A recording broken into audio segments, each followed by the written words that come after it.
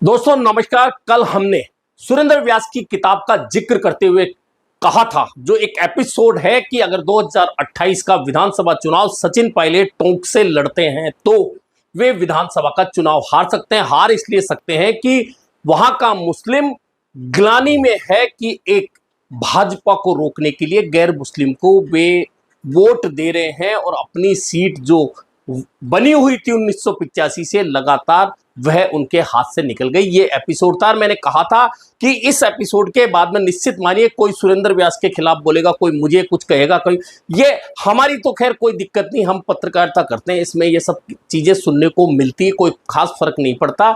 और खैर जो नेता के समर्थक हैं वे बोलेंगे भी और जैसा बोलेंगे वे जानते हैं कि वे क्या बोल रहे हैं और हम समझते हैं कि वे बोलकर अपने नेता का कहां फायदा नुकसान कर रहे हैं। खैर इस बात से हमें कोई मतलब नहीं, लेकिन मैंने कल कहा था कि अगला जो एपिसोड होगा वह फिर इस किताब से निकल कर आएगा और वह एपिसोड राजस्थान की राजनीति में बहुत महत्वपूर्ण है। बहुत महत्वपूर्ण इसलिए है कि जाट मुख्यमंत्री, जी हां, जाट मुख्यमंत्री हर विधानसभा चुनाव से पहले सुना जाता है, लेकिन उसके बाद में जाट मुख्यमंत्री कभी नहीं बनता। लेकिन क्या कभी राजस्थान की राजनीति में ऐसा मौका आया कि जब निश्चित तौर पर जाट मुख्यमंत्री बन सकता था लेकिन नहीं बना? ऐसे मौके आए हैं और एक मौके का जिक्र सुरेंद्र व्यास ने अपनी किताब में किया है। वह मौका तब का है जब राजस्थान के मुख्यमंत्री बरकतुल्ला के स्थान पर मुख्यमंत्री का चयन किया जाना था। और चयन किया जाना था तब इंदिरा गांधी ने राजस्थान के विधायक दल को स्पष्ट रूप से कह दिया था कि आप अपने नेता का चयन कर ले स्वतंत्र रूप से, हमारा कोई दखल नहीं होगा। और जब ऐसा आलाकमान कह देता है तो आप समझ सकते हैं कि फिर लॉबिंग निश्चित तौर पर होगी और राजस्थान में भी ऐसा ही शुरू हो गया था उस दौरान। और उस दौरान जाट को मुख्यमंत्री बनाने का सुनहरा मौका था। जी हां, यह सुरेंद्र व्यास की किताब का एक एपिसोड है। इस एपिसोड में उन्होंने लिखा 1973 में जब मुख्यमंत्री का चुनाव स्वतंत्र रूप से करने के लिए इंदिरा गांधी ने हमें कह दिया था, विधायक दल को कह दिया था,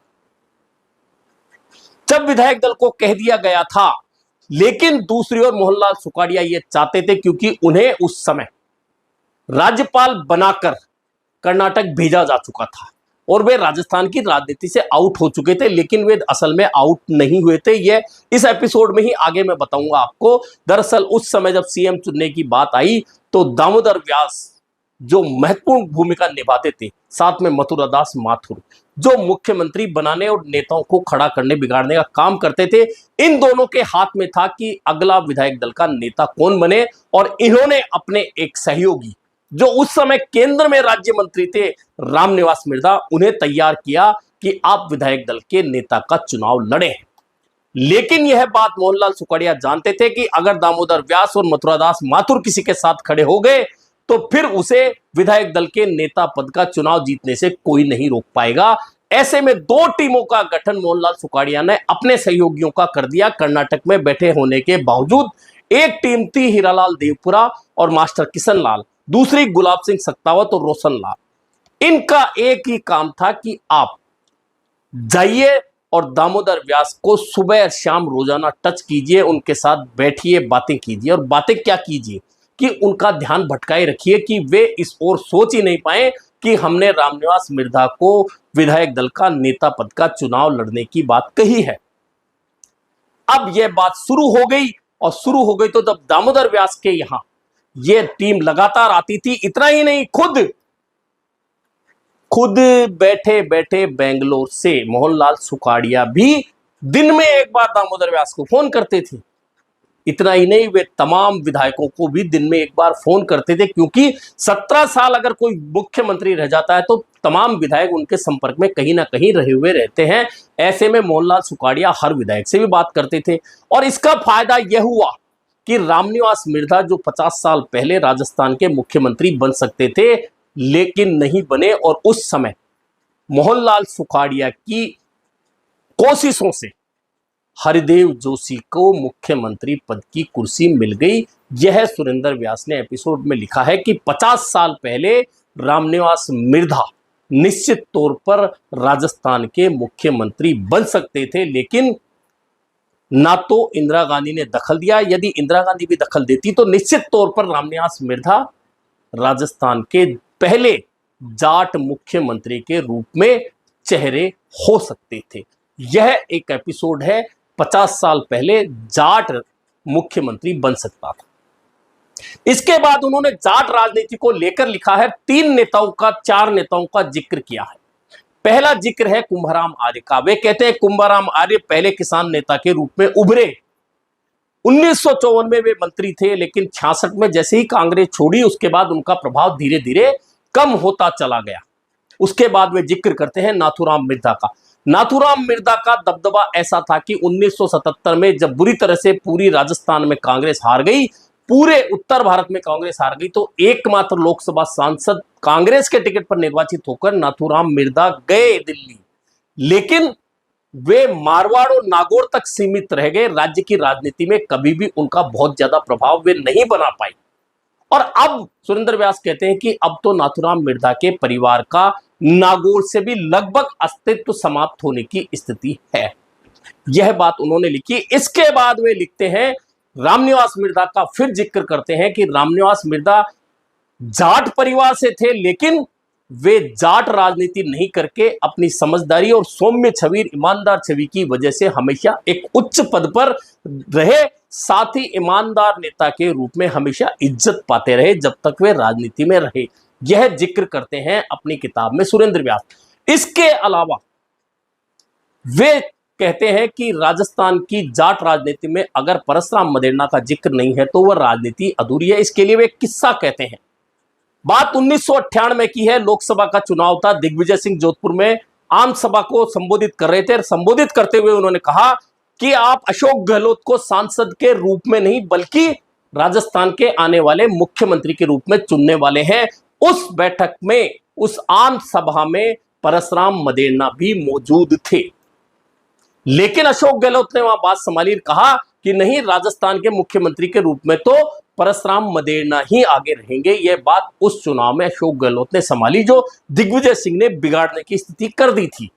लेकिन उस लोकसभा चुनाव के बाद जब विधानसभा का चुनाव हुआ तो आपको पता है किस तरह से राजनीतिक मैनेजमेंट के मास्टर अशोक गहलोत ने तमाम बड़े बड़े राजनेता, चाहे परसराम मदेरणा, चाहे नटवर सिंह, चाहे सीसराम ओला, तमाम नेताओं को, चाहे पंडित नवल किशोर शर्मा, तमाम नेताओं को पीछे छोड़ते हुए, राजेश पायलट भी उस वक्त मौजूद थे, इन तमाम नेताओं को पीछे छोड़ते हुए किस तरह से राजनीतिक मैनेजमेंट से महारत के साथ में मुख्यमंत्री का पद हासिल कर लिया था। और उसके आगे सुरेंद्र व्यास लिखते हैं कि उसके बाद परसराम मदेरणा भी अपने आप हताश हो चुके थे और फिर अशोक गहलोत ने उन्हें या उनके साथ में जो किया उसे कहीं भी अच्छा नहीं कहा जा सकता।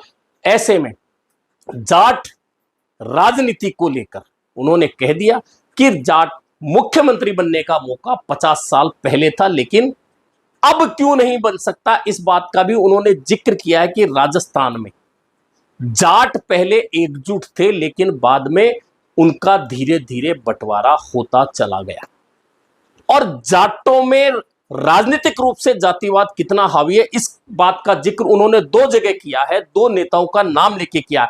एक वे कहते हैं कि कर्नल सोनाराम मुझे नहीं जानते, मेरे से परिचित नहीं थे, मैं उनसे कभी नहीं मिला, लेकिन बहुत सारे लोग जब जाते थे तो वे उनके साथ में जो चर्चा करते थे मेरे बारे में, वे गलत चर्चा करते थे।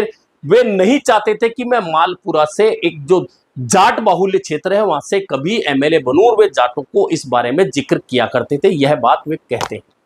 एक और उदाहरण भी देते हैं डॉक्टर हरि सिंह का। वे कहते हैं डॉक्टर हरि सिंह मेरे साथ विधायक रहे, मेरे मित्र भी रहे, लेकिन जब एक बार मैंने जाटों के एक प्रतिनिधिमंडल जो मालपुरा का था डॉक्टर हरि सिंह के पास किसी काम से भेजा, तो हरि सिंह ने उनसे कहा कि जाट बाहुल्य क्षेत्र से गैर जाट कैसे विधायक बन रहा है, आप लोगों को वह सीट छीन लेनी चाहिए। यह इस बात को दर्शाती है कि जाट किस तरह से राजनीतिक रूप से जातिवाद करते हैं। यह बात इस किताब के जिक्र की है, लेकिन वर्तमान परिप्रेक्ष्य में अगर जाट मुख्यमंत्री की बात की जाए तो क्या किसी के गले उतरती है, यह बात अब इस किताब से हटके हम कर रहे हैं।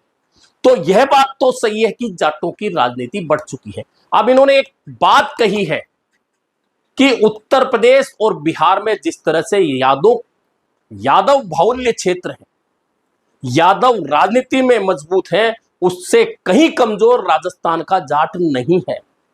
लेकिन उत्तर प्रदेश और बिहार ने दो बड़े यादव नेता लालू प्रसाद यादव, मुलायम सिंह यादव को देश की राजनीति में भेज दिया, लेकिन राजस्थान की जाट राजनीति से कोई भी ऐसा बड़ा चेहरा निकलकर नहीं जा पाया।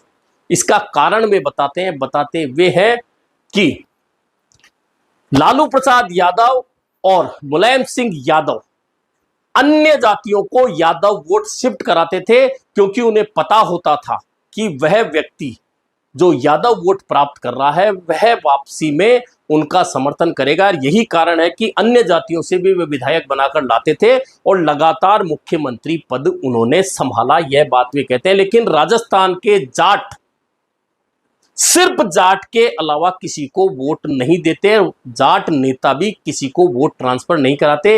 यह इस बात का जिक्र है और यही कारण है कि जाटों में बंटवारा हो गया। अन्य जातियां इसलिए जाटों के साथ में नहीं आ पाती, क्योंकि जाट उनका वोट लेते हैं लेकिन दिलवाते नहीं है। अब वर्तमान परिप्रेक्ष्य की बात इस किताब से हटके करें तो जाट निश्चित मानिए कि कांग्रेस भाजपा के अलावा अब हनुमान बेनीवाल की आरएलपी के साथ भी हैं, यानी कि 3 जगह जाटों का बंटवारा स्पष्ट रूप से हो चुका है।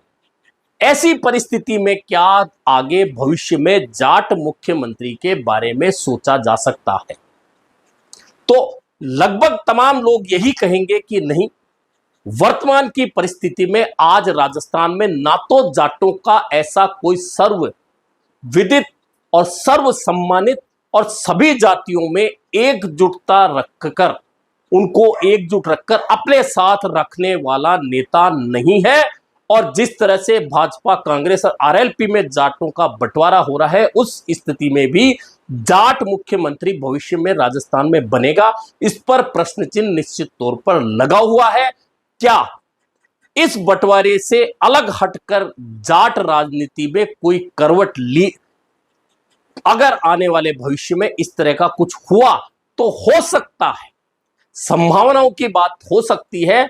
लेकिन क्या जाट मुख्यमंत्री बनेगा, या हर विधानसभा चुनाव से पहले मांग उठती रहेगी कि इस बार हमारा मुख्यमंत्री बने, जाट मुख्यमंत्री बने, किसान मुख्यमंत्री बने, यह बात होती रहेगी। और जब कुर्सी पर बैठने की बात आएगी या मुख्यमंत्री पद पर शपथ लेने की बात आएगी तो फिर जाट पीछे खड़ा होगा, क्योंकि 3 जगह राजनीतिक रूप से बंटवारा होने के बाद निश्चित है कि जाट विधायकों की संख्या भी घट रही है और दबदबा भी धीरे धीरे शने शने कम हो रहा है। ऐसी परिस्थितियों में क्या भविष्य में जाट मुख्यमंत्री बन सकता है? यह यस प्रश्न है राजस्थान की राजनीति का, जिसका जवाब खुद जाट वर्ग को ही खोजना है। अभी के लिए इतना ही, फिर मिलेंगे नए मुद्दे पर चर्चा के साथ।